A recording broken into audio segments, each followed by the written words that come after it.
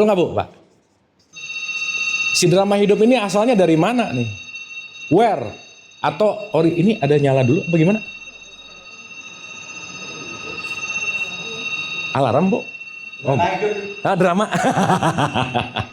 Punten. Oh udah. Takut penting. Oh iya sip. Oke ulang ya. Oke sip nih. Menarik. Makasih Bu pertanyaannya. Terima kasih. Keren banget. Oke. Ngomong-ngomong Ibu Bapak. Semua yang kita hadapi dalam hidup itu orang lain atau diri sendiri? Diri sendiri. Karena orang lain itu tergantung dari bagaimana drama hidup kita ini menafsirkan sesuatu gitu. Ya contoh, saya kasih contoh dulu pelan-pelan. Ya kita lihat nih. Ibu dan Bapak, Allah berkomunikasi nggak sama kita?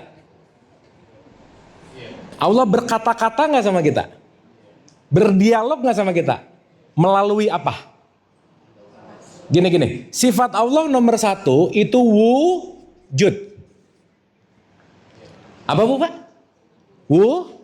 Wujud. Berarti Allah wujud nggak? Ini diam gini ini.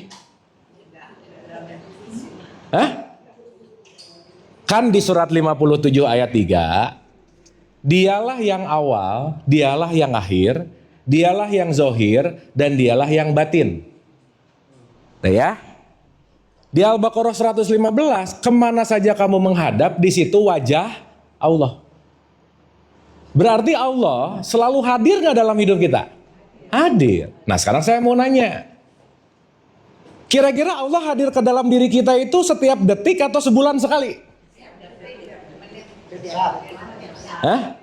Setahun sekali atau sebulan sekali? Setiap. Oke, supaya lebih mudah nih. Berupa apa Allah datang ke kita?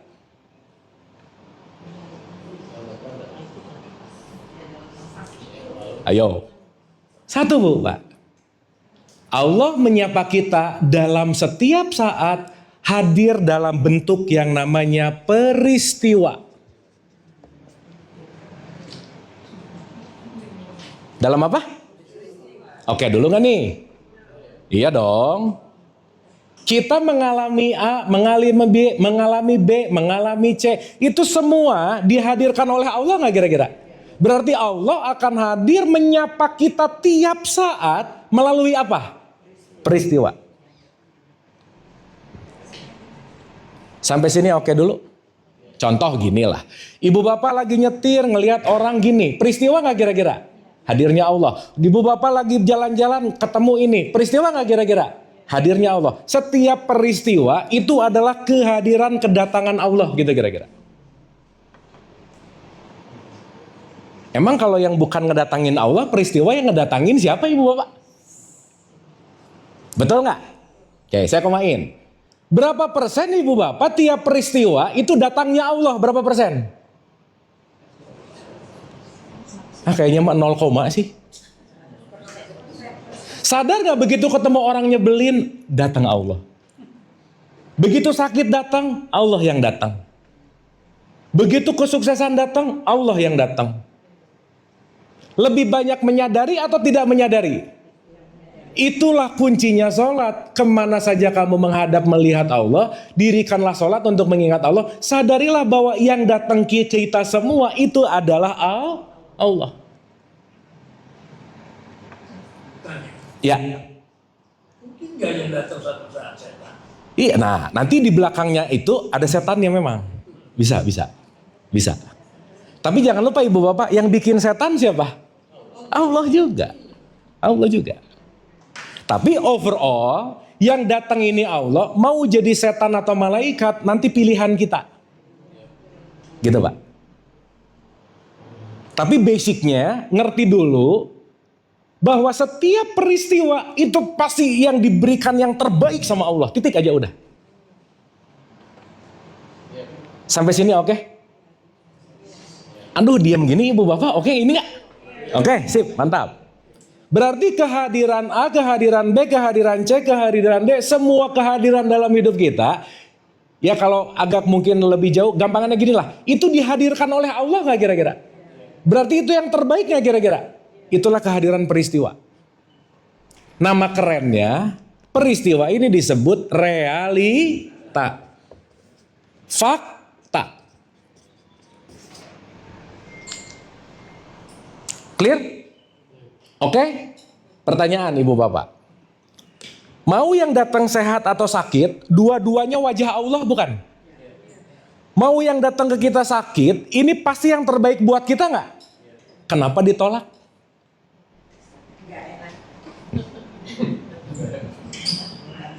Betul nggak? Allah itu memiliki hukum bukan menghukum. Bisa dipahami nggak? Berarti Allah memiliki hukum dan kita harus patuh sama hukumnya nggak? Kalau nggak patuh, kira-kira ada konsekuensi nggak? Itu namanya ujian. Contoh, saya kasih contoh lagi. Makasih Bu. Ini oke Ibu Bapak? Oke? Artinya saat Ibu Bapak menghadapi apapun, nomor satu ingat dulu, ini Allah gitu. Kan sekarang boro-boro ingat Allah, begitu orang nyebelin, ngamuk dulu gitu. Begitu ketemu ini, marah dulu gitu. Contoh, Ibu Bapak ciri orang takwa itu sabar, betul nggak? Ciri orang yang akan matinya husnul khatimah itu adalah orang yang takwa. Berarti kalau pengen husnul khatimah harus jadi orang sabar nggak? Ibu Bapak pengennya jadi orang sabar? Pernah minta nggak jadi orang sabar? Pernah dong. Sekarang saya tanya. Kalau belum pernah, nanti Ibu Bapak buktiin nanti malam. Ibu Bapak doa sama Allah. Ya Allah, jadikan aku orang sabar. Besok pagi Ibu Bapak akan ketemu orang nyebelin. Sok, coba ya. Betul? Berarti waktu datang orang nyebelin ke kita, Allah mengabulkan doa kita nggak? Supaya apa tuh kita? Jadi orang. Nah, udah minta jadi orang sabar, pelatihnya didatengin, ngambek sama pelatihnya, ngomong Allah tidak mengabulkan doa. Pusing, ini maunya apa sih gitu? Oke nggak nih? Jadi Ibu Bapak kalau besok ketemu orang nyebelin, satu kalimat yang keluar dari mulut kita, Alhamdulillah, Hirobil Alamin. Segala puji bagi Allah. Rob itu mendidik, melalui orang menyebalkan ini Allah mendidik aku supaya aku jadi orang sabar. Apa yang dikatakan Abu secara prinsip saya paham. Ya. Benar Pak, pakai ini Pak supaya kerikot. Masalahnya yang terjadi, kita sebagai umat, sebagai manusia kan tidak langsung jam memahami ini. Betul. Kan semua ini perlu proses. Betul. Khususnya untuk diri saya. Ya. Satu contoh aja. Dalam keseharian kita, saya kadang ingin protes, tapi ya begini potretnya mau bilang apa gitu. Contoh pengajian, saya punya pengajian di luar grup ini Pak. Sudah berapa tahun, usianya pun usia lansia, tapi materinya tidak berubah. Betul. Setiap bulan puasa tadarusan. Betul. Satu hari habis subuh 2 juz. Akhirnya saya bilang, saya nggak ikut. Barangkali saya dibilang sombong. Ya. Tapi saya pikir setelah saya ikut tadarusan 2 juz sehari, saya nggak ngerti apa yang dibaca. Tuh. Artinya saya nggak dapat apa-apa. Begitu juga saya ke masjid. Ya. Saya coba tadarusan di masjid. Sama juga. Cuma bedanya 1 juz 1 hari. Akhirnya saya bingung sendiri. Kok begini? Untungnya dunia kan berkembang. Ada aplikasi Al-Quran. Saya download di handphone. Bagusnya Al-Quran ini ada Arabnya, ada Latinnya untuk mengontrol bacaan saya. Terakhir ada artinya. Ini yang saya jadikan acuan Pak. Tuh. Akhirnya saya bilang teman-teman saya di pengajian, lu kok gak pernah ikut tadarusan man? Gue ngaji sendiri. Karena gue mau tahu apa isi Al-Quran. Mantap Pak. Nah itulah poinnya Pak. Jadi kita ini sebagai manusia, khususnya saya, perlu bimbingan. Untuk sampai kepada apa yang disampaikan Bang. Saya kira itu Pak. Oke, terima kasih. Wah keren Pak, terima kasih. Makasih. Saya merespon dulu sedikit ya. Belok dulu sedikit boleh ya Ibu Bapak ya. Oke, gini Bu, Pak. Gini. Nanti kita akan sampai ke sini. Ibu Bapak perlu kita sadari, diri kita adalah makhluk energi, Bu, Pak. Makhluk apa? Kenapa coba? Karena kan percikannya maha energi. Maka ditiupkan ruh adalah energi. energi. Oke? Setiap energi itu, ini saya pakai bahasa gampang dulu ya, supaya nanti kita paham benar tentang ini. Setiap energi itu pasti punya vibrasi, Pak. Setiap vibrasi pasti punya frekuensi. Makanya ibu bapak, kadang-kadang orang nggak harus ngomong, tahu kok kerasa dia lagi sedih, itu tahu bu pak. Apalagi ini orang-orang terdekat gitu. Ibu bapak punya anak, punya putra atau putri, dia bisa ngomong mulutnya, I'm fine mom, tapi tahu ini ada something wrong, gitu nggak kira-kira? Kenapa? Karena setiap kita menyebarkan yang namanya vibrasi dan frekuensi. Sampai sini oke? Clear? Nah ibu bapak, hukumnya semesta, frekuensi akan ditemukan dengan frekuensi yang selaras bu pak. Udah. Jadi maaf nih, seiring kedewasaan kita, karena frekuensi makin dewasa tuh nanti levelnya makin tinggi, anggap aja begitu. Ibu bapak, kalau ada orang yang masih senang bunyi-bunyi, baca-baca, bunyi-bunyi, baca-baca, memang frekuensinya di situ, dan dia akan bertemu dengan frekuensi yang selaras, gitu kira-kira. Saat kita udah mulai nggak nyaman di frekuensi itu, simple, ya udah beda frekuensi aja sih, gitu sebenarnya. Betul nggak Pak? Makanya kita nggak nyaman. Dan nanti kita akan masuk ke frekuensi berikutnya, ke frekuensi berikutnya, ke frekuensi berikutnya. Makanya ibu bapak jangan heran, dulu temenan deket banget, sekarang biasa aja. Kenapa? Beda frekuensi. Dan itu nggak bisa dibohongin bu. Karena level ini nanti berbicara Rosso tadi, bicara tentang nyaman. Nah, apa yang terjadi? Maaf nih. Mayoritas frekuensi di masyarakat kita urusannya syariat, hatam, pahala, surga, transaksi gitu. Mayoritas. Pertanyaannya kalau ini mayoritas, kan capek banget ngerubahnya, bener nggak? Jadi jalan yang terbaik, mending ganti teman pak, gitu kira-kira. Atau ganti circle. Tapi bukan membenci yang di sini, nggak usah orang. Disitulah nanti kita punya satu sifat yang disebut namanya bijaksana. Oh ya udah, ini level baca-baca, gak apa-apa juga. Makanya ibu bapak maaf ya, yang namanya hikmah, pemahaman gak bisa dipaksain ibu bapak. Gak bisa. Ini nanti urusannya cocok, kenyamanan, frekuensi. Ih maaf ibu bapak, yang kira-kira gak sefrekuensi gak akan datang sih bu. Nah nanti dengan level-level tertentu, ada orang yang masih hataman, ya udah. Masuk ke level filsafat, ya udah. Ada yang masuk ke level tasawuf, ya udah. Semakin kita bijaksana, semakin paham yang ada di sini gitu. Nah maaf ya ibu bapak, yang biasanya agak ribet, itu yang bawah menilai yang atas. Dia nggak sadar limit pengetahuan, menyalahkan orang lain. Nah nggak apa-apa juga. Ya kasaran kata ini TK, ini SD, ini profesor gitu. Gitu Pak kira-kira. Jadi ya udah, karena ini adalah hukum, kita akan dipertemukan dengan frekuensi yang selaras. Dan kita akan nyaman di situ Bu Pak. Dan kita tidak menyalahkan siapa-siapa. Contoh nih ya, kita udah belajar di level tasawuf, di level hakikat. Dah selesai dari sini. Alah, itu hatam-hatam tuh nggak masuk hakikat. Udahlah, nggak bisa juga bu, Pak. Nggak bisa. Karena mungkin pada saat itu orang ini masih senang one day one juice gitu misalnya. Haji, ngaji, nggak apa-apa. Kenapa? Karena level kesadaran seseorang pasti berbeda-beda. Itulah Nabi Muhammad mengatakan lakum dinukum, nyamannya buat aku, nyamannya buat kamu. Kita nggak perlu saling rese gitu kira-kira. Gitu Pak. Jadi paham ya ibu bapak ya? Perbedaan pasti akan ada nggak? Ada udah. Dah saya balik lagi. Makasih Pak. Gitu kira-kira Pak. Makanya yang paling perlu tuh ibu bapak open mind sih. Saat ininya nggak kebuka dan open beliefnya nggak kebuka, kita akan stuck di level tertentu gitu. Dari dulu taunya sholat yang 5 waktu aja, nggak tahu ada sholat daim gitu misalnya. Dari dulu taunya puasa tuh dari mulai subuh ke bukan nanti maghrib aja, itu syariatnya. Tapi hakikatnya lebih luas lagi gitu misalnya. Intinya satu aja ibu bapak, sebanyak-banyak yang kita tahu, lebih banyak yang kita enggak tahu. Jadi kalau ada yang beda, jangan ngejudge, jangan-jangan kita yang nggak tahu, gitulah kira-kira. Sip ya? Oke. Nah, saya balik dulu ke sini, ke ibu tadi. Berarti Allah hadir melalui peristiwa nggak?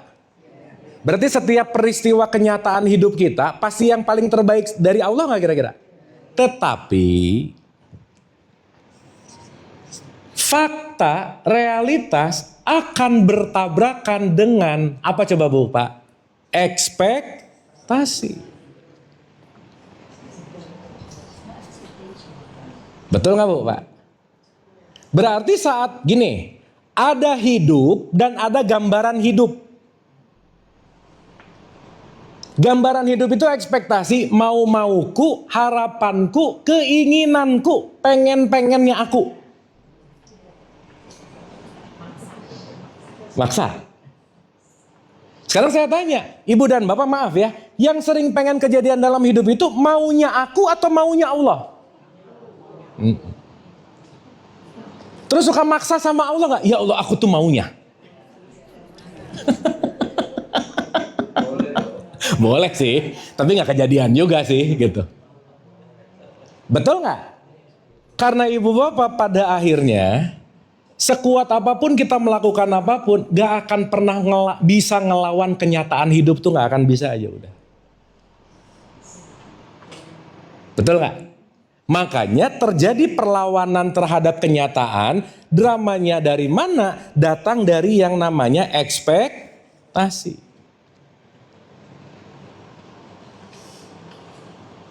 Berarti sekarang saya mau nanya ibu bapak, maaf ya. Kalau orang menerima kenyataan hidup, berarti dia menerima Allah nggak kira-kira? Iya. Namanya ridho. Sering dengar nggak kalimat gini, mencari ridho Allah gitu? Itu kan jadi jargon aja sih Bu. Apa sih aplikasi nyatanya mencari ridho Allah? Aku nerima kenyataan yang terjadi, titik. Itu namanya ridho Allah. Contoh nih, besok dagang misal, contoh. Semoga laku 100. Semoga laku berapa? Semoga laku itu kenyataan atau keinginan? Sip. Harapan. Besok paginya bangun dagang. Lakunya 10. Ibu bapak kalau pengen laku 100 tiba-tiba kenyataannya lakunya 10, kira-kira ibu bahagia atau sedih? Bahagia atau sedih? Berarti saat sedih menerima 10, itu dalam bahasa Quran namanya kafir Bu.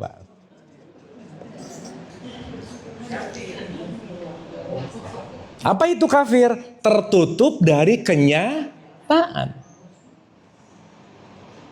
Awas nih, kafir nggak ada urusan sama identitas, nggak ada. Berarti kira-kira waktu dapat 10 ada rasa bahagia atau rasa sedih? Kenapa? Karena keinginanku enggak kejadian. Nah sekarang saya tanya, ibu bapak dalam hidup ada masalah nggak?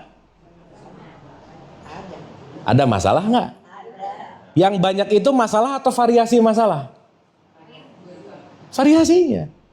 Masalah hidup cuman satu. Apa coba? Apa yang aku inginkan enggak kejadian. Udah titik itu doang. Benar nggak? Berarti yang bikin masalah dalam hidup itu apanya? Keinginanku, ekspektasi. Betul nggak? Berarti kalau pengen menerima kenyataan, apakah kenyataan yang aku rubah atau diriku yang aku rubah untuk menerima kenyataan yang mana? Diriku yang aku rubah. Setuju? Ibu bapak ngelihat orang lain gemas banget, kalau aja dia, nggak bisa ibu bapak sampai kapanpun nggak akan berubah, udah selesai. Oke nggak nih? Jadi problem inti kita sebagai manusia, orang lain atau keinginanku? Nah di dalam keinginan ini ada setan gitu ibu bapak. Jadi kalau orang yang banyak keinginan, banyak apanya?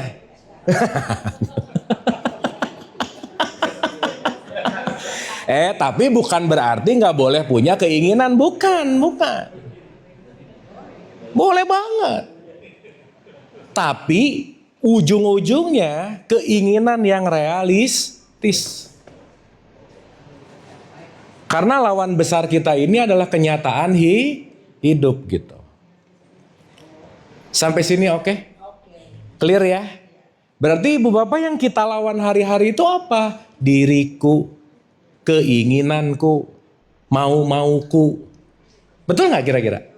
Yang dimana jangan-jangan tiap hari ngomong inna sholati wa nusuki wa mayaya wa mamati lillahi rabbil alamin. Di sholat ngomong terserah Allah, datang sesuatu yang kita nggak suka, ngambek. Aneh nggak? Terus kata malaikat, pret tadi katanya inna sholati wa nusuki, pret gitu. Ini Allah datang lewat penyakit, kamu komplain. Allah datang lewat ditabrak mobilnya, kamu komplain gitu. Paham nggak maksud saya? Oke ya, berarti ibu bapak maaf ya, esensial dalam hidup ini ujung-ujungnya cuma satu ibu bapak. Inti dari semua intinya adalah penerimaan. Nerimo gitu. Iya, makanya kalau udah nerimo baru bisa bersyukur. Nerimo itu pintu gerbangnya bu. Sampai sini oke? Clear ya? Makanya tadi pertanyaannya gimana dalam perjalanan ini? Ini semua kita punya perjalanan jiwa, Bu. Makanya maaf ya, orang yang kebanyakan menolak realitas berarti dia ingin menjadikan ilusi-ilusi hidupnya itu menjadi kenyataan. Betul nggak Bu, Pak? Rada halu jadinya nanti. Semoga ilusi. Harapannya semoga. Habis gitu nyalahin Allah lagi. Aku tuh pengen gini tapi nggak dikasih, Allah lagi mengazab aku deh kayaknya. Lah gimana coba? Karena nanti pada ujung-ujungnya apa yang datang ke kita bentuknya adalah konsekuensi gitu. Nah jadi ibu dan bapak maaf nih. Kenapa orang kesepian justru malah jadi takut? Karena kesepiannya itu ditarik oleh keinginan-keinginan yang terjadinya sesuai dengan maunya dia gitu kira-kira. Padahal dalam kesendirian kita punya banyak waktu untuk mendengarkan diri sendiri gitu. Ibu bapak maaf ya, ini disebut alienated soul sekarang. Hari ini banyak orang yang berlomba-lomba untuk jadi orang lain. Untuk jadi dirinya sendiri itu takut ibu bapak. Karena udah banyak program yang bagus tuh gini, begitu ngaca. Aduh nggak semua harus gini, begitu ngaca. Takut lagi. Maka semakin kita ingin jadi orang lain, semakin kita mengejar keluar, kita tidak akan nyaman dengan diri sendiri gitu kira-kira. Sampai sini oke? Clear ya? Jadi bahasanya alone but not lonely. Alone but not lonely. Betul. Nah ibu bapak maaf banget. Kalau ibu bapak sering banget merasa kesepian, segera hubungi psikolog menurut saya. Beneran ibu bapak. Iya, kalau enggak ke psikiater. Iya, karena there is something wrong sama soulnya. Datanglah ke dokter jiwa gitu. Jangan aneh-aneh ibu bapak, sakitnya di dalam jiwa, tapi datang ke orang pinter, tuh rada aneh tuh gitu. Jadi aneh ya, gitu. Oke? Ya. Tadi yang pertanyaan dari Pak Sutarjo, selain hadir Allah, di belakangnya juga ada setan. Iya. Tapi setan itu bukan suatu wujud. Bukan. Tapi hanya gangguan, godaan, keinginan apalagi. Iya. Iya. Terus yang kedua, yang namanya drama hidup tadi akan bilang bahwa yang dilaksanakan di pekerjaannya dari jiwa. Betul. Dan itu nanti tolong jelasin lagi maksudnya jiwa. Oke. Nah, saya ulang ya, ibu bapak ya. Dikit ya. Ini kita harus 3 pertemuan sih kayaknya ya. Nggak apa-apa ya. Pelan-pelan ya. Kalau boleh nggak bahwa tadi perjalanan hidup setiap manusia itu mempunyai gugatan sendiri. Yes. Di dalam gugatan itu bagaimana itu kan sebetulnya nggak harus terjadi seperti itu. Ya? Betul. Kalau kita mencegahnya itu bagaimana? Oke. Gini ibu dan bapak. Rumus nomor 1. Setiap manusia itu unik dan otentik. Nggak ada duanya. Titik aja udah. Ini ibu bapak tuh nggak ada duanya loh bu, Pak. Iya, ibu bapak tuh limited edition loh. Beneran, sok cari, nggak ada. Ya tapi udah lumayan expired sih, nggak apa-apa juga. Tapi yang penting limited edition. Ada satu perspektif dalam tasawuf, bagus banget. Jalan menuju Allah sejumlah ruh yang ditiupkan. Jadi kalau sekarang ada 8 miliar manusia di muka bumi, berarti ada 8 miliar jalan menuju kepada Tuhan. Beda-beda nggak kira-kira? Maka kita nggak usah rese sama jalan orang lain. Kenapa? Pasti semuanya beda-beda. Itu dulu nomor satu. Oke? Nah, indikator parameternya jalan menuju kepada Allah, semakin mendekat kepada Allah, semakin banyak menerima kenyataan. Udah gitu aja. Jadi, kalau ekspektasi lebih besar dari realitas, gimana tadi? Ekspektasi lebih besar dari realitas, namanya neraka gitu Bu, Pak.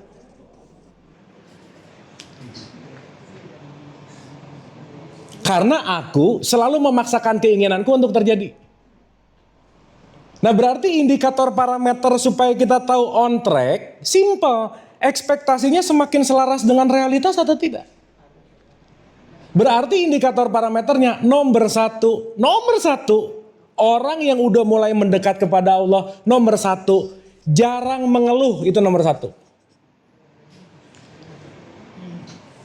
Ini indikator parameter orang yang rada jauh, dikit-dikit ngeluh, komplain mulu kerjaannya gitu loh Bu. Oke sampai sini? Berarti kalau keluhan kita udah berkurang, penerimaannya makin naiknya kira-kira. Pasti outputnya kalau kurangnya mengeluh. Nomor dua, jiwanya semakin tenang. Nggak kemerungsung, nggak gerasak gerusuk, nggak kesusu gitu kalau kata orang Jawa. Nggak rusuh gitu hidupnya tuh gitu. Tenang aja. Karena begitu di dalam tenang, mau yang datang baik atau buruk, dua-duanya Allah, baik dan buruk, dua-duanya penilaianku gitu kira-kira. Oke sampai sini? Nah itulah kenapa penilaian baik atau buruk tergantung jiwanya masing-masing. Ibu bapak, jangan terlalu sibuk ketika ada orang ngomong jelek tentang kita. Omongan jelek itu datang dari jiwanya udah pasti. Bahwasannya jiwa yang kotor gak mungkin keluar ucapan yang baik tuh gak mungkin ibu bapak. Jiwa yang kotor gak mungkin kelakuan konteks postingannya tuh baik tuh gak mungkin. Itulah kenapa ucapan, tindakan, postingan, perilaku kita cerminan dari Berarti kalau ucapan perilaku kita pengen lebih baik, jiwanya perlu dibersihin gak kira-kira? Nah gitu. Di servis, masuk bengkel jiwa. Servis. Ya, bengkel jiwanya nomor 3. Nih nomor 3, indikator parameter makin mau mendekat. Semakin gak ingin dihargai, itu nomor 3.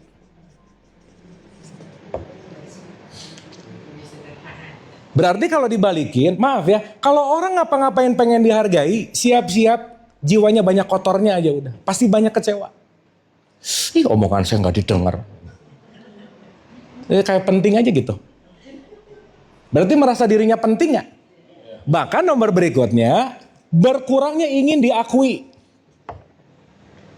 Pengakuan sekarang ibu bapak. Validasi sekarang, selesai jauh. Nah, 4 indikator parameter inilah yang dalam bahasa Quran nanti kita jelasin di berikutnya.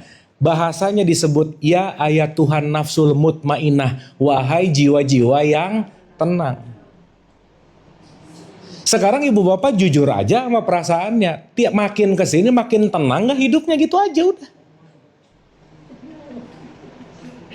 Saat ketenangan datang, kedamaian datang, happinessnya datang, berarti semakin si ekspektasi kita mulai selaras dengan kenyataan hidup. Berarti penerimaannya makin tinggi gak kira-kira? Top, mantap. Semakin tinggi penerimaan, namanya Islam.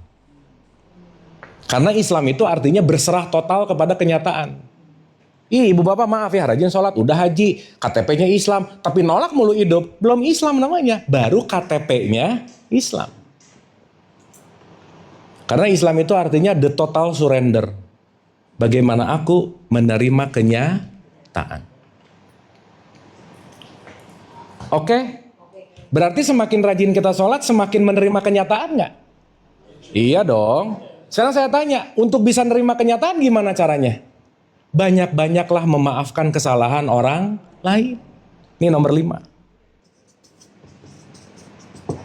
Wah ibu bapak, kalau kita nggak punya skill memaafkan orang lain, repot aja bu pak. Mau rajin sholat kek, rajin puasa kek, mau one day one juice kek, dengki mulu kerjaannya, repot aja udah. Jadi yang penting hatamannya atau bisa memaafkannya. Dua-duanya jangan aneh-aneh, tetap hataman mah tetap aja ibu bapak. Ini suka aneh-aneh nih ya awas. Jadi yang penting sholatnya atau memaafkannya, dua-duanya. Yang satu kedisiplinan, yang satu outputnya gitu inti. Nah sekarang banyak diem di jembatan tapi nggak nyampe-nyampe gitu. Ya nggak apa-apa juga. Sibuk di ritual tapi tidak menuju kepada hakikat. Nah pinjam dari Imam Ghazali tadi, kata kuncinya disebut tazkiyatun nafs, membersihkan jiwa. Gimana caranya? Belajarlah menerima kenyataan. Maka dari hari ini sampai pengajian berikutnya, saya mau kasih PR sama ibu bapak. Kurangilah komplain. Begitu komplain catat, 1. Hari ini mungkin 200 komplain. Minggu depan tinggal 10. Top ibu bapak. Clear ya? Karena semakin banyak komplain berarti semakin banyak menolak kenyataan. Oke ibu bapak. Sip ya? Dapat sesuatu hari ini?